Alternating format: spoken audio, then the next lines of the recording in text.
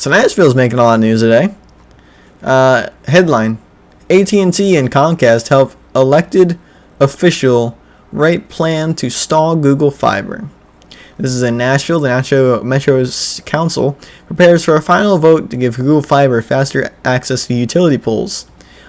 And one council member is sponsoring an alternative plan that comes literally from AT&T and Comcast. So essentially, it's an ordinance that the council is trying to get passed, or not trying. It's probably going to pass. The preliminary vote was 32-7, and they're preparing for a final vote.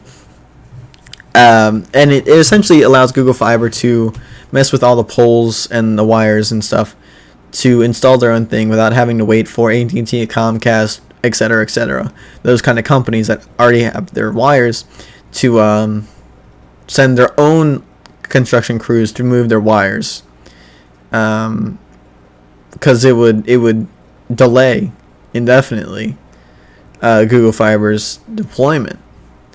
As the article says, ordinarily Google Fiber must wait for incumbent providers like AT&T and Comcast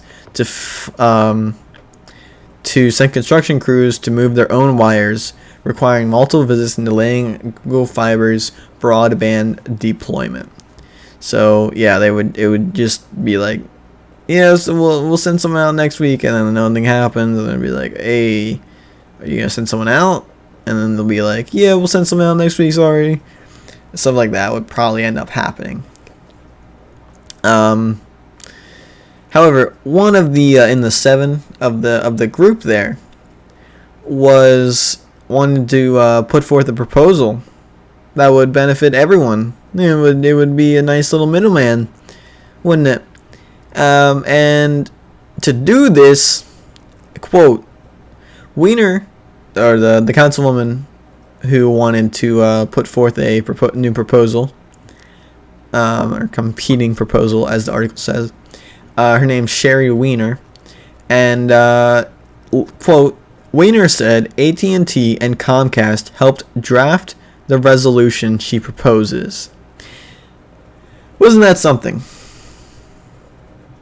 Wiener told ARS that she asked AT&T and Comcast to propose a resolution.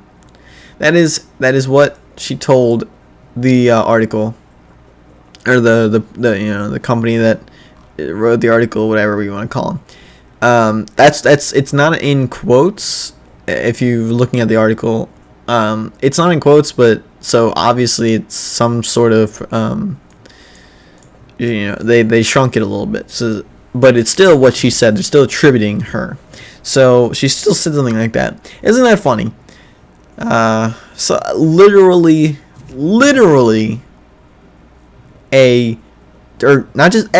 two companies, very large companies, very, very important companies, their help,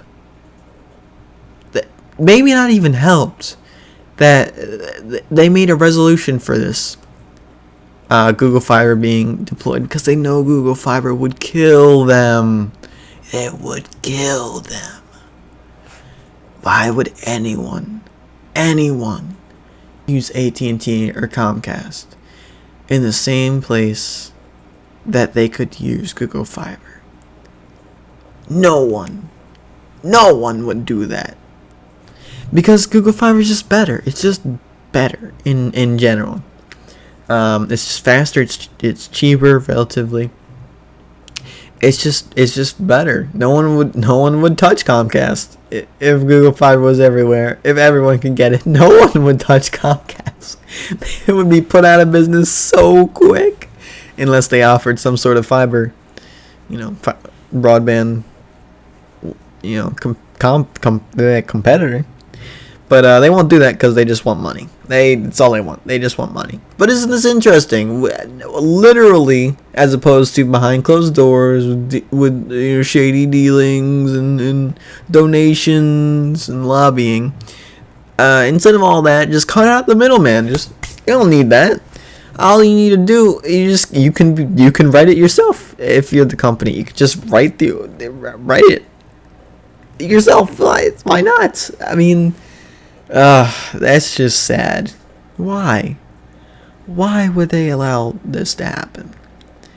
It is a company, two companies, writing a proposal to a deal that would kill them.